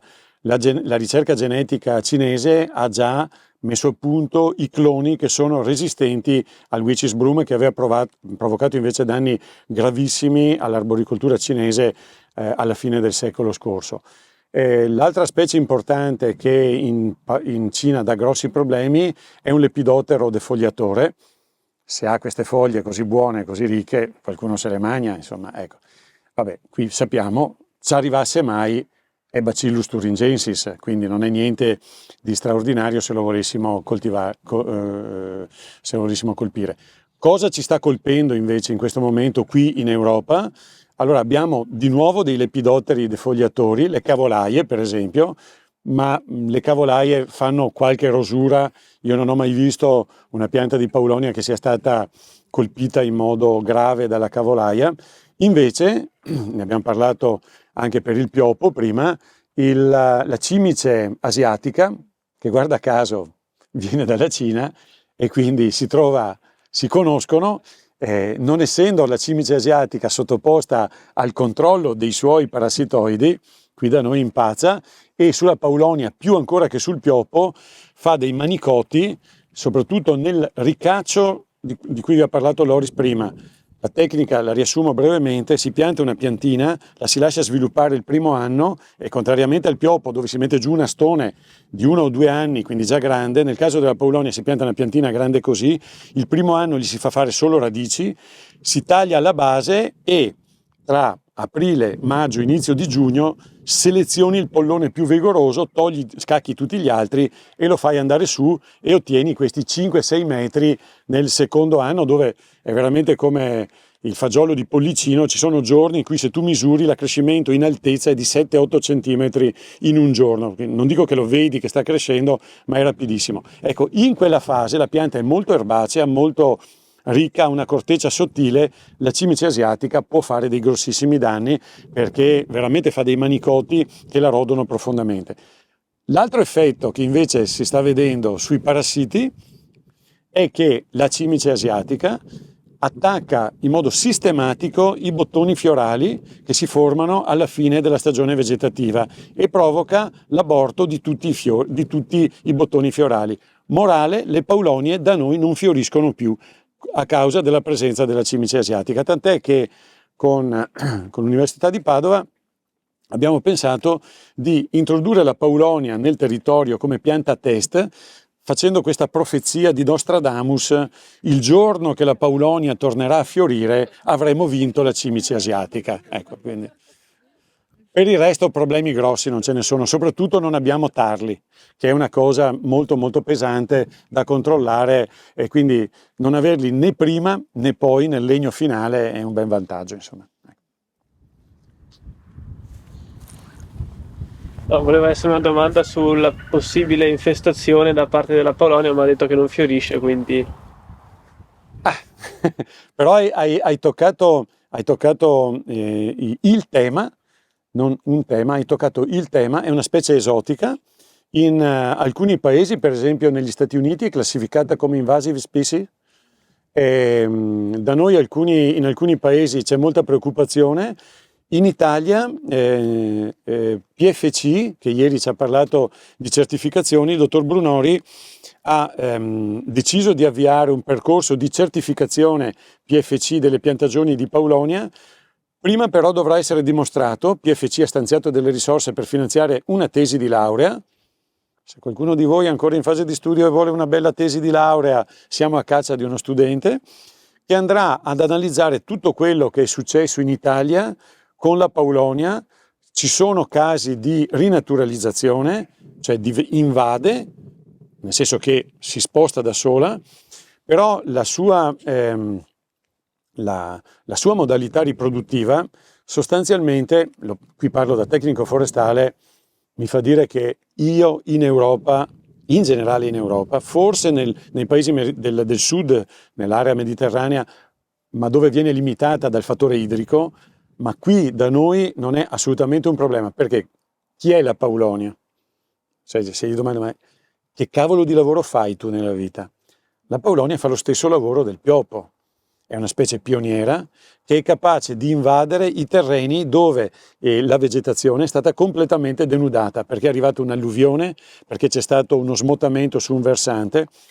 A me piace chiamarla il cicatrene della natura, cioè si crea una ferita, lei la chiude. Perché cosa fa?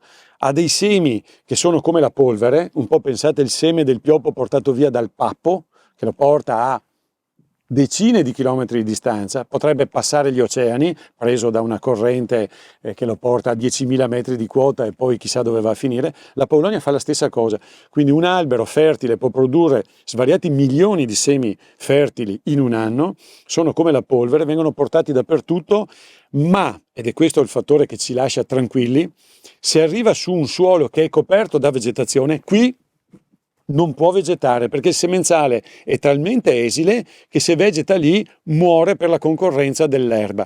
In bosco peggio mi sento, perché è un'eliofila estrema, in fase giovanile vuole una radiazione solare molto molto intensa, quindi in bosco non entra, nelle praterie, nei coltivi agricoli non entra, può entrare solo dove ci sono stati dei disturbi del suolo, però si comporta da specie pioniera, ha una rapidissima accrescimento nei primi anni, quello che noi sfruttiamo come specie produttiva, già a 10-15 anni comincia a fermarsi, rallenta, ha una fase adulta, quindi fase giovanile 10 anni, fase adulta 30 anni e poi fase senile, rapidamente comincia a morire e muore in un modo spettacolare per noi tecnici. Non muore tutto d'un colpo, comincia a seccare le branche principali, la chioma si dirada progressivamente e da questo punto è una pianta chioccia, fa da nursery per tutto quello che arriva sotto di lei, però nel frattempo ha consolidato il suolo col suo apparato radicale, quindi prendi l'esempio, un versante, c'è una frana, non c'è niente di vegetazione, chi è che arriva lì? Se c'è una paulonia intorno arriva, cresce, già a 2 anni hai una stone di 5-6 metri, apparato radicale enorme, blocca tutto, lei copre tutto e tu dici invasiva, eccola qua, t'ho beccata. No, perché lei rapidamente nel suo ciclo di evoluzione permetterà poi che sotto si sviluppi la vegetazione forestale tipica, o la porta la natura o la porto io, e lei se ne va e torna a fare il suo lavoro dove ce ne fosse bisogno. Quindi noi come tecnici la possiamo usare come specie tecnica per i consolidamenti, i recuperi ambientali, eccetera, eccetera. Ecco. Quindi è vero che può invadere l'ambiente naturale, non ci dobbiamo minimamente preoccupare e difatti è qui dalla fine del Settecento. Io conosco delle aree dove si è inselvatichita, per esempio c'è un bellissimo posto, la morena frontale del ghiacciaio dei Mocheni, vicino tra il lago di Caldonazzo e il lago di Levico, il versante meridionale, ci sono interi popolamenti di paulonie che si sono insediati su vigneti abbandonati, sarchiati fino all'anno precedente. Adesso sono ormai dei monconi di paulonie in mezzo a un bellissimo bosco di carpino nero, di orniello e di tutto quanto il resto, che si è insediato sotto la protezione della paulonia. Fame? Bene, allora io lascerei a qualcuno concludere. Vuoi concludere la giornata di oggi?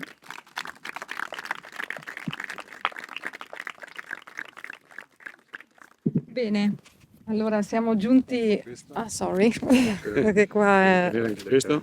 Ah, devo fare tutti e due? Ah, Sì, caspita. teniamo noi questo. Grazie, grazie.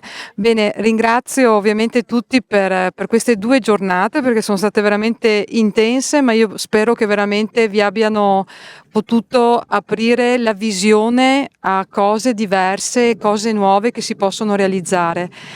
Io credo veramente che questo connubio che abbiamo sperimentato in questa occasione, università, quindi anche diversi dipartimenti all'interno del nostro Ateneo e Veneto Agricoltura, insieme ovviamente con tutte le altre organizzazioni che hanno dato il supporto a questa iniziativa, sia veramente una modalità ottima di operare che credo possa portare veramente frutti positivi in senso, come dire, di formazione, di conoscenza, di sviluppo di nuove capacità, di nuove conoscenze, di guardare fuori dalla scatola, che ce n'è evidentemente molto bisogno, e quindi proprio di avanzare appunto dal punto di vista della conoscenza, sentendo anche tutta una serie di altre esperienze, ben sapendo ovviamente, come dicevamo ieri, che non c'è la soluzione perfetta per tutto, sta alla nostra intelligenza, alla nostra capacità e al nostro studio e alla nostra ricerca.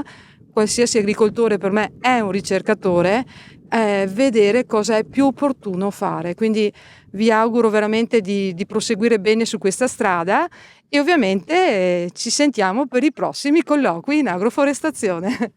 Buon pomeriggio a tutti.